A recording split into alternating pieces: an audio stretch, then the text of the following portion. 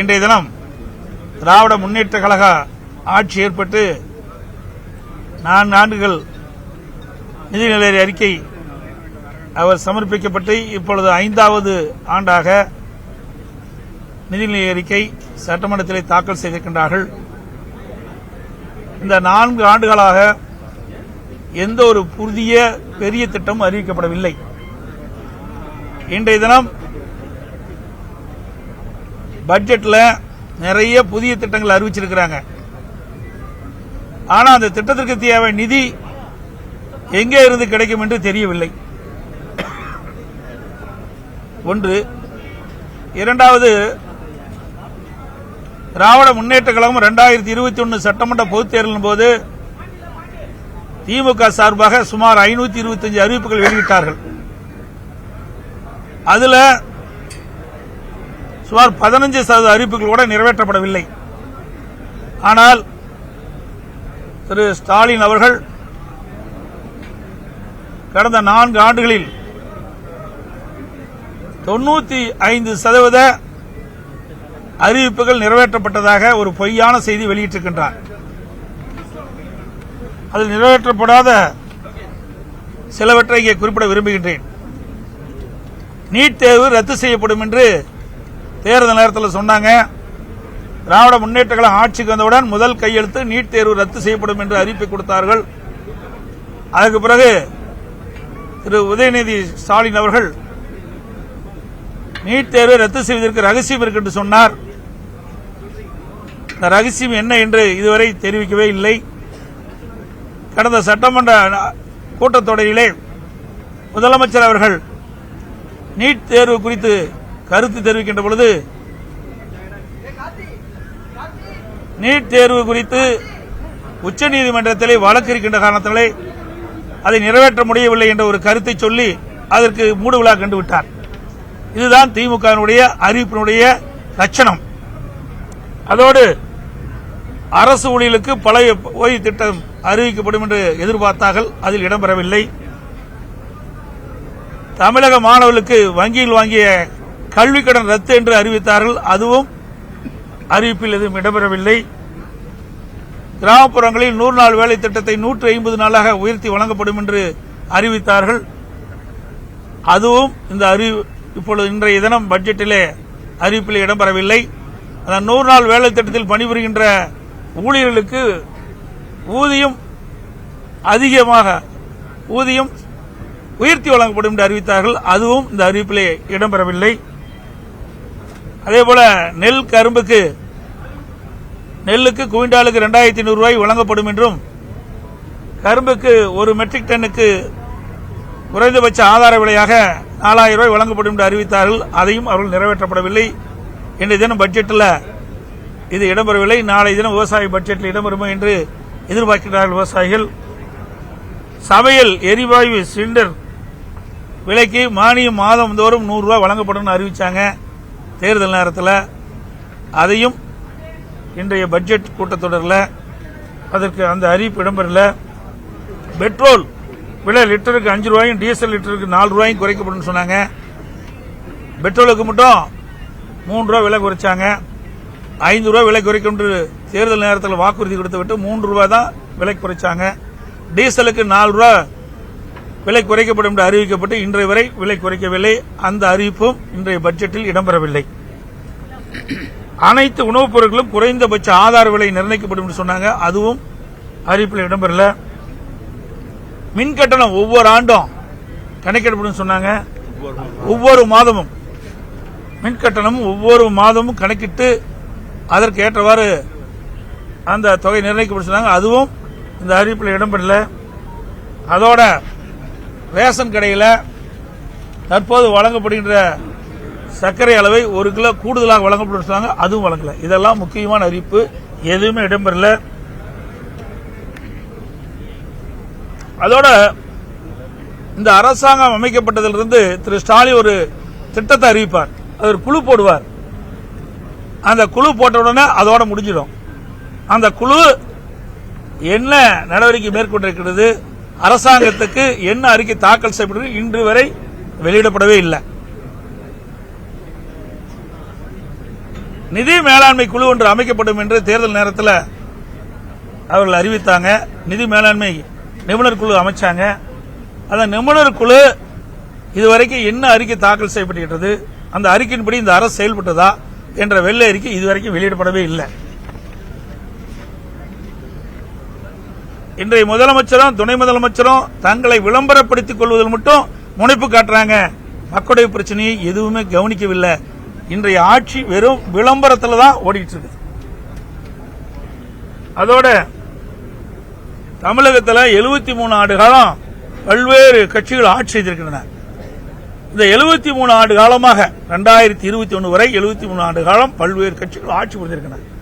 அதில் தமிழ்நாடு வாங்கிய கடன் 5,18,000 கோடி.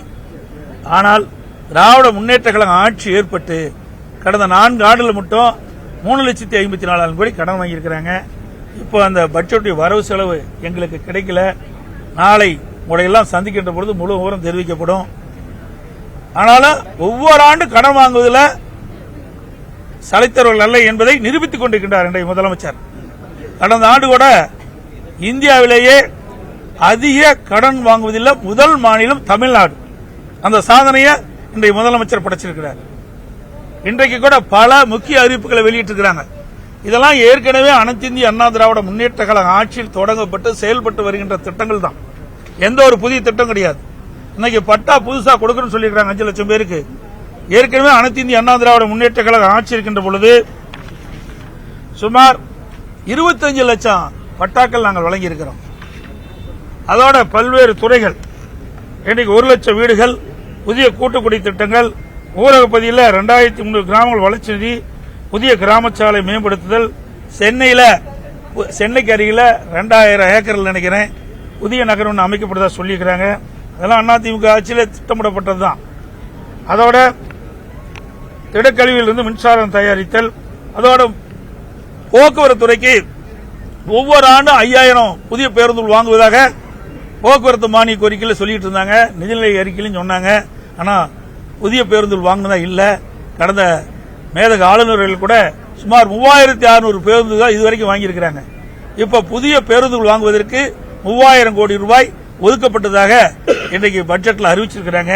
இதையெல்லாம் வெற்றி அறிப்பை தான் பார்க்கப்படுகிறது. திருக்குறளை மேலும் உலக மொழியில் மொழிபெயர்ப்பும் என்ற அறிவிப்பு புதிதாக எதுவும் இல்லை, ஏற்கனவே இருக்கிறது தான். அதை தொடர்ந்து நடைபெறும் நிகழ்வாதான், வேற எதுவுமே கிடையாது. வேலைக்கு செல்லும் மகளிருக்கு தங்கு விடுதி ஏற்கனவே அனைத்து இந்திய அண்ணா திராவிட முன்னேற்ற கழக ஆட்சியில் அந்த தங்கு விடுதியை நாங்கள் ஏற்படுத்தி கொடுத்தோம். அதைத்தான் தொடர்றாங்க. அதுபோல புதிய கலை மற்றும் அறிவியல் கல்லூரி சொன்னாங்க. அது ஏற்கனவே அனைத்து இந்திய அண்ணா திராவிட முன்னேற்ற கழக ஆட்சியில் புதிய கலை மற்றும் அறிவியல் கட்டி கொடுத்தோம். பொறியியல் கல்லூரி கொடுத்திருக்கிறோம், வேளாண்மை கல்லூரி கொடுத்திருக்கிறோம், கால்நடை மருத்துவக் ஆராய்ச்சி நிலையம் கொடுத்திருக்கிறோம், புதிய மருத்துவக் கல்லூரி மருத்துவமனையோட கொடுத்திருக்கிறோம், பாலிடெக்னிக் கல்லூரி கொடுத்திருக்கிறோம், இப்படி ஐடி கல்லூரி கொடுத்திருக்கிறோம். இப்படி நிறைய கல்லூரிகளை கொடுத்த அரசாங்கம் அதிமுக அரசாங்கம். அது ஏற்கனவே எங்களுடைய ஆட்சியிலே தொடர்ந்ததுதான். அதுபோல மாநகராட்சி பள்ளி மாணவர்களுக்கு காலை உணவு திட்டம் நான் முதலமைச்சர் இருந்தபோது ஆரம்பிச்சோம். அது ஆரம்ப காலகட்டமாக இருந்தது. ஆட்சி மாற்றம் ஏற்பட்ட போது இப்போ தொடர்றாங்க. அது ஒரு புதிய திட்டம் அல்ல. அதோட திமுக தேர்தல் அறிக்கை 187 பாத்தீங்கன்னா 3 லட்சம் பேர் இன்றைக்கு காலி அரசு பணியிடங்களை நிரப்புவதா சொன்னாங்க. 3 லட்சம் காலி அரசு பணியிடங்கள் நிரப்புவதா சொன்னாங்க. அறிவிப்பு எண் 187. இன்று வரை 57,000 பேருக்கு தான் அரசு காலி பணிகளை நிரப்பி இருக்கிறாங்க. அவர்கள் அறிவித்தது 3,50,000 அரசு காலி பணியிடங்கள் நிரப்பப்படும் என்று அறிவிப்பு கொடுத்தாங்க. அதோட அரசு சார்ந்த நிறுவனங்கள் அதுல 2 லட்சம் காலி பணியிடங்கள் அதை நிரப்புவதா சொன்னாங்க. அதுல எந்த அறிவிப்பும் இல்ல. இப்பொழுது இருக்கின்ற அறிவிப்பு 40,000 பேர் புதிய காலி அரசு பணியிடங்கள் நிரப்புவதா சொல்லியிருக்காங்க. ஆக 4 ஆண்டு காலமாக 57,000 பேர் தான் நிரப்பப்பட்டிருக்கிறாங்க. அதுவும் நீங்க பாத்தீங்கன்னா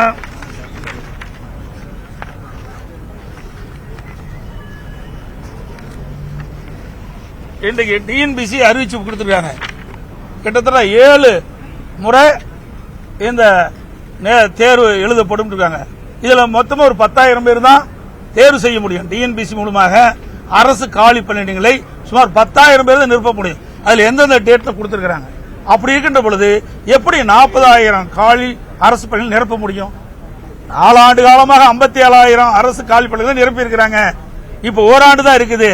இந்த ஓராண்டுலயும் 3 மாதம் தேர்தலுக்கு போயிடும். எஞ்சியது 9 மாதம். 9 மாத காலத்தில் எப்படி 40,000 அரசு காலி பணிகள் நிரப்புவார்கள்? அத்தனை வெற்றி அறிவிப்பு. இதெல்லாம் நிறைவேற்ற முடியாத அறிவிப்பு தான் அறிவிச்சிருக்கிறாங்க. அதே போல மொழி சொல்லிட்டே இருக்கிறாங்க. கடந்த 13 ஆண்டு காலம் மத்தியில் ஆட்சி அதிகாரத்தில் இருந்தது திமுக. இந்த கல்வி பொதுப்பட்டியல் இருந்தது. அதை மாநில பட்டியலுக்கு அதை மாற்றிருக்கலாம். அதை செய்ய தவறிய காரணத்தில் தான் இது மொழி பிரச்சனை ஏற்பட்டு நம்ம இவ்வளவு போராடி கொண்டிருக்கின்றோம். ஆனால் மத்தியில் ஆட்சி அதிகாரம் வருகின்ற பொழுது அதுதான் அவருக்கு தேவைப்படுது. அது குடும்ப உறுப்பினர் தான் வருவாங்க, மற்ற யாரும் வருவாங்க. அவை தமிழ்நாட்டு மக்களுடைய பிரச்சனையை அப்பொழுது இதை தீர்த்திருக்கலாம். அதுவும் தீர்க்கல. அதோட 13 ஆண்டு காலம் மத்தியில் ஆட்சி அதிகாரம் இருக்கும்போது இன்றைக்கு பல்வேறு மாநிலங்களில் சிறப்பு நிதி பெறாங்க. அப்ப மத்தியிலே ஆட்சி மாநிலத்திலே ஆட்சி திமுக இருந்தது. அந்த காலகட்டத்தில் தமிழ்நாடு வளர்ச்சி பெற, தமிழ்நாட்டுக்கு திட்டங்கள் வர, தமிழ்நாட்டுக்கு தேவையான நிதிகள் பெற சிறப்பு நிதியை பெற்றுக்கலாம். ஏன்னா அந்த வாய்ப்பு அவர்கிட்ட இருந்தது. அதையும் விட்டுட்டாங்க. இன்றைய தினம் நாடாளுமன்ற தொகுதி மறுசீரமைப்பை பற்றி பேசிட்டு இருக்கிறாங்க. இது பல்வேறு மாநிலத்தில் இருக்கிற பிரச்சனை. அதை இன்னைக்கு மக்கள் மத்தியில் மிகப்பெரிய கொந்தளிப்பு ஏற்பட்டிருக்குது. திமுக அரசு மீது மக்கள் மீது கொந்தளிப்பு ஏற்பட்ட மிகப்பெரிய கொந்தளிப்பு. மக்கள் விரோத திமுக ஆட்சி அகற்றப்பட வேண்டும் என்று மக்கள் மனதில் இடம்பெற்று விட்டது. அதையெல்லாம் சரி செய்வதற்கு தான் இன்றைய தினம் புதிய அறிவிப்புகளை இவர்கள் வெளியிட்டிருக்கிறாங்க. இருந்தாலும் இந்த ஓராண்டு காலத்தில் இந்த அறிவிப்பு எதுவுமே நிறைவேற்ற முடியாத சூழ்நிலை தான் இருக்குது. எப்படி நிறைவேற்ற முடியும்? 4 ஆண்டு காலம் எதுவுமே அறிவிக்கல. இப்ப 2026 தேர்தலை முன்னிட்டு புதிய அறிவிப்புகளை வெளியிட்டு மக்களை சமாதானப்படுத்தி வாக்குகளை பெறுவதற்காக இந்த அறிவிப்புகளை வெளியிட்டிருக்காங்க. இத்தனையும் இந்த அறிவிப்புகள் அத்தனையுமே வெற்றி அறிவிப்பா தான் பார்க்கப்படுகிறது. பட்ஜெட்டோட கடைசி அறிவிப்பா அடுத்த 2 ஆண்டுகள்ல 20 லட்சம் மாணவ மாணவிகளுக்கு லேப்டாப் படிக்கிறது நீ அதை எப்படி சாத்தியமாகும்? இன்னைக்கு அறிவிப்பு வெளியிட்டு இதுக்கு டெண்டர் கொடுக்கணும். இதுக்கெல்லாம் எவ்வளவு நிதி இருக்குது? இருக்கின்ற அறிவிப்புக்கே கடன் வாங்கித்தான் இந்த திட்டத்தை நிறைவேற்ற முடியும். இவர்கள் வெறும் அறிவிப்பு கொடுத்திருக்கிறாங்க. மாணவருடைய வாக்குகளை பெறுவதற்கும் பெற்றோருடைய வாக்குகளை பெறுவதற்கும் ஒரு தந்திரமா ஒரு அறிவிப்பு வெளியிட்டிருக்கிறாங்க. ஏன்னா இதையெல்லாம் ஒரு டெண்டர் இந்த அறிவிப்பை நடைமுறைப்படுத்த வேண்டும் என்று சொன்னால் இதுக்கு நிதி ஒதுக்கணும், அப்புறம் டெண்டர் கோரணும், அப்புறம் தான் இறுதி செய்யப்பட்டு மாணவர்களுக்கு கொடுக்க முடியும். எப்படி இவரை கொடுக்க முடியும்? ஏற்கனவே தமிழ்நாடு கடல்ல தத்தளிச்சிட்டு இருக்குது. ஏற்கனவே அறிவிக்கப்பட்ட திட்டங்களுக்கே நிதி கிடையாது. கடன் வாங்கி தான் இவர்கள் செலவு பண்ண முடியும். அப்படிப்பட்ட சூழ்நிலையில இந்த அறிவிப்புகள்லாம் வெற்று அறிவிப்பா தான் பார்க்கப்படுகிறது. இவர்கள் அறிவிக்கின்ற தற்போது பட்ஜெட்டில் அறிவிக்கப்பட்ட அறிவிப்புகள் எதுவுமே நிறைவேற்றப்பட முடியாத ஒரு சூழ்நிலை தான் இருக்குது.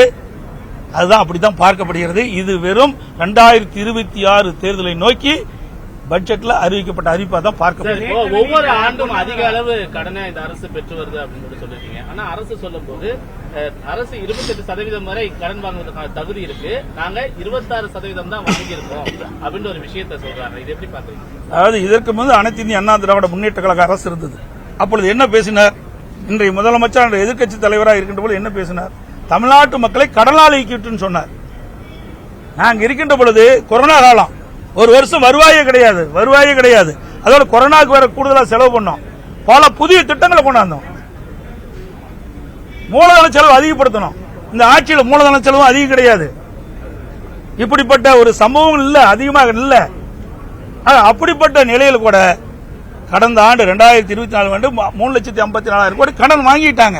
வருவாய் 1,10,000 கூடுதலா இருக்குது. வருவாய் அதிகரிச்சிருக்குது, கடன் அதிகரிச்சிருக்குது, புதிய திட்டங்கள் எதுவும் வரல. அப்ப நிர்வாக திறமையற்ற ஒரு அரசாங்கம் தான் நடந்துட்டு இருக்குதா மக்களுடைய பார்வைக்கு தெரிகிறது.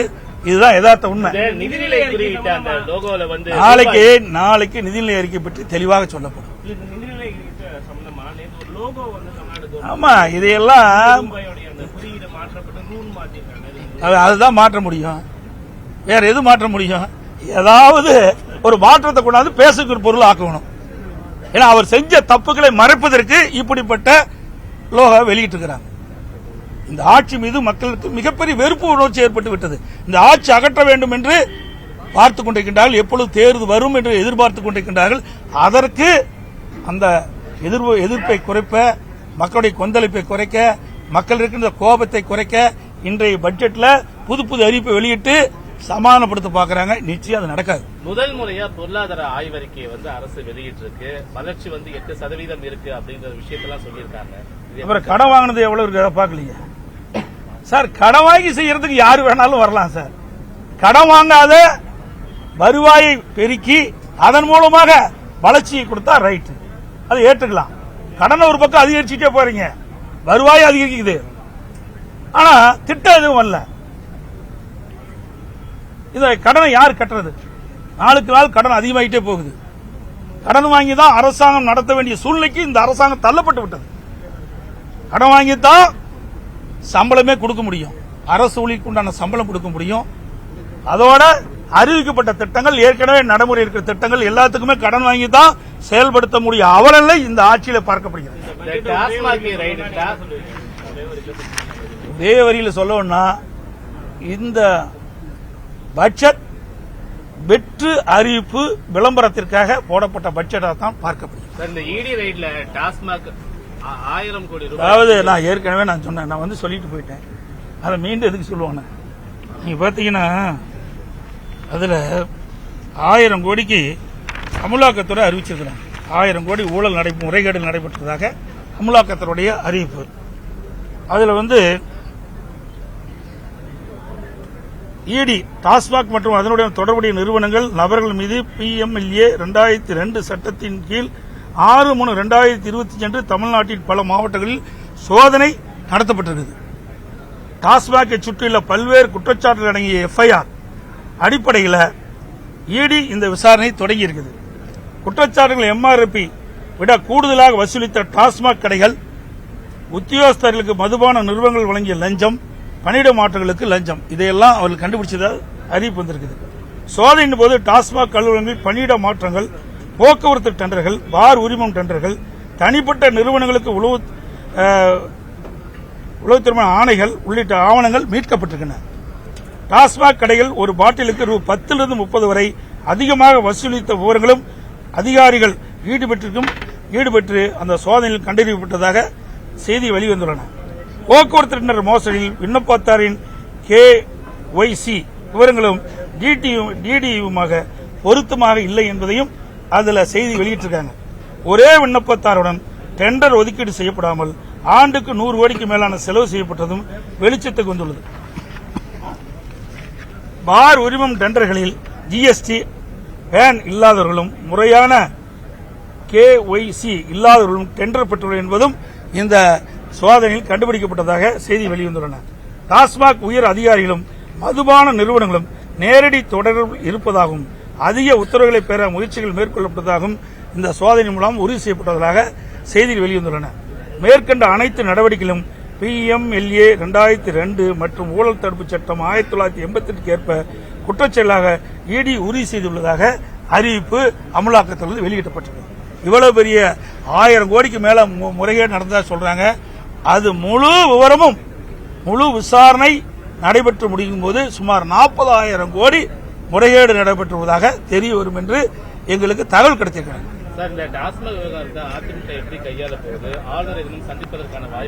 அதாவது நாங்க எதுவுமே செய்ய முடியாது. இன்னைக்கு அமலாக்கத்துறை சோதனை மேற்கொண்டுட்டாங்க. சோதனை அடிப்படையில் அவை கைப்பற்ற ஆதாரத்தின் அடிப்படையில் வழக்கு தொடருவாங்க. இதில் யாரெல்லாம் சிக்குவாங்க என்பதெல்லாம் ஊடகத்துக்கு பத்திரிக்கும், அந்த அமலாக்கத்துறையை தெரிவிக்கும். நன்றி, வணக்கம்.